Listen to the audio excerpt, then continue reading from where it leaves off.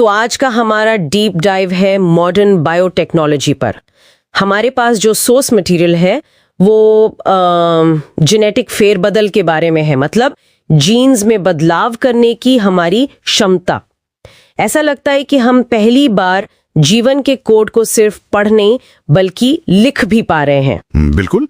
और इसकी शुरुआत होती है 1953 में वॉटसन और क्रिक की डीएनए की खोज से। हाँ, वहीं से। उसी खोज ने जेनेटिक इंजीनियरिंग का आप कह सकते हैं दरवाजा खोला। अब वैज्ञानिकों के पास जीवन की ब्लूप्रिंट को बदलने के तरीके हैं। मोटे तौर पे देखें तो या तो किसी जीन को बंद या साइलेंस कर दिया जाता है, या फिर एक जीव से कोई खास जीन निकालकर दूसरे में डाल देते हैं, जिसे ट्रांसजेनिक मॉडिफिकेशन कहते हैं ना। हाँ बिल्कुल, ट्रांसजेनिक मॉडिफिकेशन। और इसका असर असल दुनिया में तो दिखने भी लगा है, खासकर खेतीबाड़ी में। सोर्स में बीटी कॉर्न का एक उदाहरण है। हाँ, बीटी कॉर्न तो एक कमाल का उदाहरण है। उसमें एक बैक्टीरिया का जीन मकई में डाला जाता है जो एक खास प्रोटीन बनाता है, और ये प्रोटीन कुछ कीड़ों के लिए जहरीला होता है। तो जब वो कीड़ा मकई को खाता है तो वो मर जाता है। अच्छा, तो ये तो एक तरह की जीवित फैक्ट्री हो गई। सही कहा। मकई का पौधा खुद अपना कीटनाशक बना रहा है। लेकिन यहाँ एक सवाल भी तो उठता है, क्या सोर्स में इसके पर्यावरणीय जोखिमों के बारे में कुछ बताया गया है? मतलब अगर ये जीन हवा से उड़कर किसी जंगली पौधे में चला गया तो क्या हम अनजाने में सुपरवीड्स बना रहे हैं? बिल्कुल, और ये बहुत ही जायज सवाल है। सोर्स मटेरियल इसी बात पर जोर देता है कि हर जीएमओ की, मतलब जेनेटिकली मॉडिफाइड ऑर्गेनिज्म की, बहुत कड़ी सुरक्षा जांच होनी चाहिए ताकि ऐसे अनचाहे नतीजों से बचा जा सके।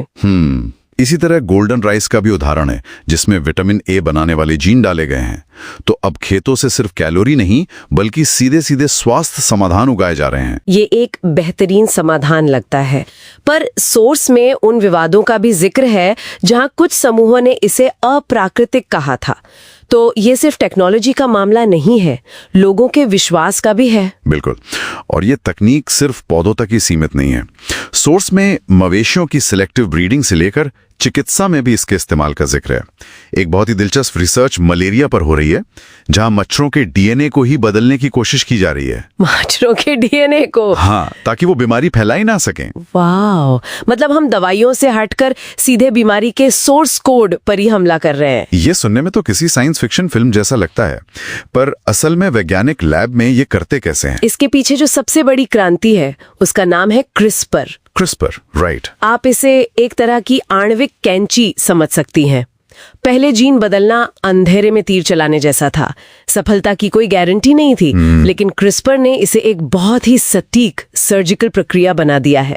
अच्छा, ये डीएनए में खराब हिस्से को ढूंढता है, Cas9 नाम का एक एंजाइम उसे काटता है और उसकी जगह एक नया स्वस्थ जीन लगा दिया जाता है। और सोर्स ये भी बताता है कि क्रिस्पर की सबसे बड़ी बात इसकी आसानी और कम लागत है। इसी वजह से दुनिया भर की लैब्स में इतनी तेजी से फैल गया। ये सिर्फ कुछ बड़ी कंपनियों के हाथ में नहीं है। सही कहा। और इसी वजह से नैतिक सवाल और भी जरूरी हो जाते हैं। जब इतनी शक्तिशाली तकनीक इतनी आसानी से उपलब्ध हो तो उसका इस्तेमाल कौन और कैसे करेगा?